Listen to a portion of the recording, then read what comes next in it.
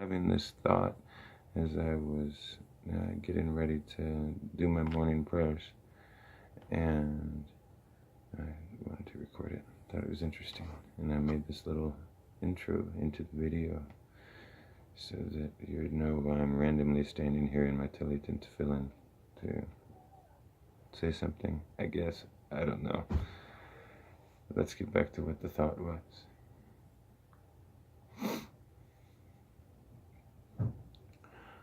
Children are not controlled by the mind until a certain point of maturation. I'm curious as to what that point of maturation is, all the different variables and everything that would go into, like, I don't know, figuring that out. So I don't even care about figuring it out. Point of it is, I guess, that all of us in human form, we start off in this life, and all we are is experiencing. That's it. We're compiling all kinds of data from all these different experiences that we have, and we compile that data, and we end up computing it all throughout our life. And with some people, the pull of this history is stronger. With some, the pull of this history is stronger only in some areas of the history. And then some are able to, some of us are able to calm our minds enough so that we can be in this present moment experiencing whatever it is that we're experiencing without judgment of this moment and its experiences based on past experiences. I just noticed I'm not centered here. It's center my wash. Okay. So seems as if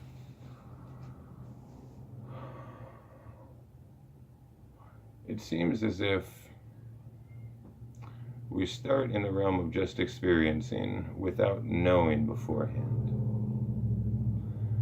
And we move into the realm of knowing before experiencing. Our new experiences get less and less as time goes on, or at least our noticing of them as new gets to be less and less. And since we have this memory of how things were in the past, we keep importing that memory, or a version of that memory, or even it could be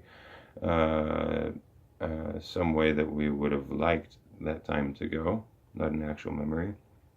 We import that version into here, into now, and so we don't have new experiences so often.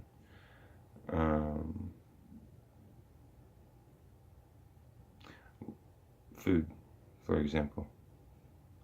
We've tasted all the flavors. By now, most people, what is now, maybe you're 4 years old, I don't know. But we've tasted, once we reach adulthood, like pretty much all the flavors are going to be possible for us to taste, right? So if there are no new flavors to taste, then there should really be no new eating experience. It should all just be the same old hat, and if we didn't like how it was, then we don't like how it is now. Or we liked how it was, and so we like how it is now with similar taste. I don't know. I'm not quite sure where this thought is going. So we come to a point of stagnation even with food, and then and with other forms of experiences, we reach the same point of feeling like we've done it all before. And we have done it all before. That's the big, oh wow, really? Because we've done it in past incarnations. Everything. Everything has been done. And so if we have already done it before, though, how do we keep it fresh? How do we keep it new and moving and dynamic? And the only way that I see for that is that everything that has come before the point where I am right now, I cut that off. Now, I can't stop having the knowledge of that thing. It's not like it just wiped my memory with some Men in Black memory blinker. Shink. No, it's not like that. I remember the stuff that happened, but every experience, even if it's one that I've had before or similar before, every experience when I come to it is observed. It's intentionally observed. Just like it was when I was small. See, when I was small, all that I had at my disposal were my senses.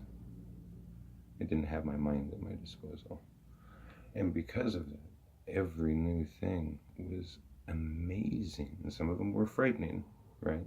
But every new thing was so amazing. And so now, I guess, going into a new experience, consciously being in now instead of thinking of how something was before and then comparing this newest memory, because if we do this also, we're only living in the past. Even if it's a very closely telegraphed version of the past, we're just living in the past because we're comparing to something that came before. And in that comparison, we're transporting a bit of the inertia of that past into the present moment. But the present moment cannot be viewed against any past moment without itself becoming a past moment. So it's like the time comes and, oh, I'm thinking so hard about, and it's gone. It's gone already before you even know it.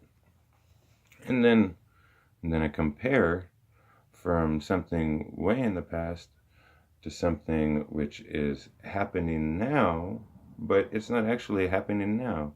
It's happened already in the immediate past. Yeah, that was an interesting cloud to surface. I had to actually pull from the past into, yeah. Well, okay. I don't know what else to say on this. I need to finish my shacharit so that I can go to work. I just wanted to record this thought just for what it's worth. Yeah. All right. Shalom, shalom, shalom, shalom. Peace. Have a great day, you beautiful beings.